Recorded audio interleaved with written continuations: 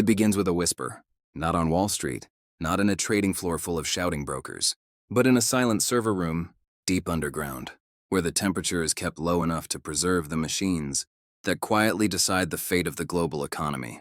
Most people think stock market crashes happen because of fear, panic, or bad news. But that's only the surface, a surface built for the public. Behind it exists something colder, something precise, mathematical, and hidden behind layers of secrecy. And tonight, you're going to meet it. One, the machine that watches everything. They call it the listener, not because it listens to people, but because it listens to data. More data than any human, any institution, or any government could process in a lifetime. Millions of signals per second. Every stock, every trade, every whisper of volatility. It reads human fear before humans even realize they're afraid. And buried inside that listener is a single algorithm designed to do one thing: predict collapse. Not prevent it, not stop it, just predict it. Because for those who control the listener, knowing when a crash will happen is far more valuable than stopping one. 2. The morning nothing happened. The story truly begins on a morning where seemingly nothing was wrong. Traders were sipping coffee. Screens were green. Confidence was high.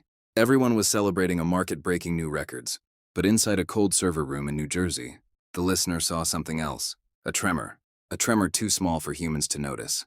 A shift in the timing of trades, a slight delay in liquidity flow, a pattern only visible to a system that watched the entire global financial heartbeat in real time. The listener flagged it. It had seen this pattern only twice before. Once before the crash of 2008 and once before the flash crash of 2010, when $1 trillion vanished in minutes and then reappeared like a ghost. The listener never forgets.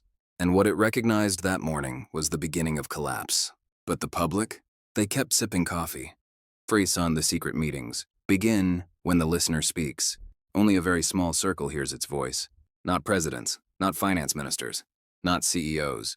A group so deeply embedded in the infrastructure of markets that they are invisible even to people inside Wall Street. They call themselves the stewards.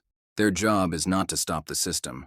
Their job is to guide it, to make sure that when a crash comes, it comes in a controlled, predictable direction for those who expect it, and a devastating, unpredictable storm for everyone else. The stewards gathered in a private briefing room, 3 floors below an ordinary-looking bank in Lower Manhattan. They reviewed the listener's signal in absolute silence, and every person in that room knew what it meant. A storm was forming, not by human emotion, not by political decision, but by mathematics. 4. The algorithm's real purpose. Most people believe algorithms are neutral. Pure logic, pure numbers.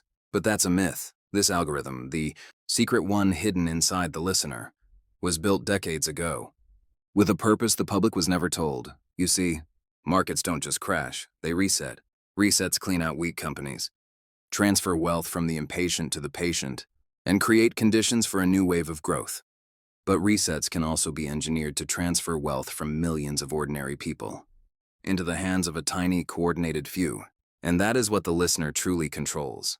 Not crashes, the timing of crashes. Because when you know the timing, you control everything, from short positions to credit default swaps, to the exact moment to trigger margin calls on institutions that were never meant to survive the reset. 5. The day the market turned red. 3 weeks after the listener's warning, the world woke up to red screens. A tech giant missed earnings. A major hedge fund collapsed overnight. Oil dropped 7% in a single hour. The news channels blamed unexpected volatility. Experts called it market panic. Politicians called it temporary instability. But none of it was unexpected. Not to the listener, not to the stewards, and not to the people positioned to extract billions from the chaos. Because the algorithm had already whispered that the crash would begin precisely this week, precisely this hour, precisely after liquidity thinned just enough to push the first domino. To the public, it looked like coincidence. But inside certain trading floors there was no panic, only calm smiles, because for them, this wasn't a disaster, it was harvest season. 6. When machines trade against you.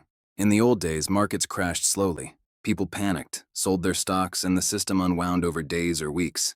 Now it happens in milliseconds, because machines trade before humans can even react. When the listener detects the beginning of collapse, it doesn't just predict it. It triggers automated systems that amplify the fall. High-frequency traders begin to pull liquidity. Market makers widen spreads. Institutional algos accelerate sell orders as volatility spikes. And the public? They don't even know anything is wrong until their screens refresh and half their savings vanish in a red blur. By the time humans react, the machines have already moved on. The algorithm has already completed its cycle, and the crash is already mathematically sealed. The reset nobody talks about. Every crash has two phases: the collapse and the reallocation. Collapse destroys, reallocation rebuilds. But here's the part the public never sees. Reallocation doesn't happen naturally. It's guided by the same algorithm that triggered the crash in the first place. While the public is fearful, selling the bottom, exiting positions in panic, the stewards quietly use the listener to identify undervalued assets. At the exact moment fear has reached its peak, they buy when blood is on the floor, not by guessing, not by instinct, but by reading mathematical certainty, the way ancient navigators once read the stars. And when the market recovers, as it always does, wealth has been transferred from millions of hands into a few, not through conspiracy, not through manipulation, but through asymmetry, one side having access to the listener, and the other side believing the market is just random. 8. The quiet return to normal. And then, as always, the storm ends. Markets stabilize. The news channels declare recovery. Politicians take credit.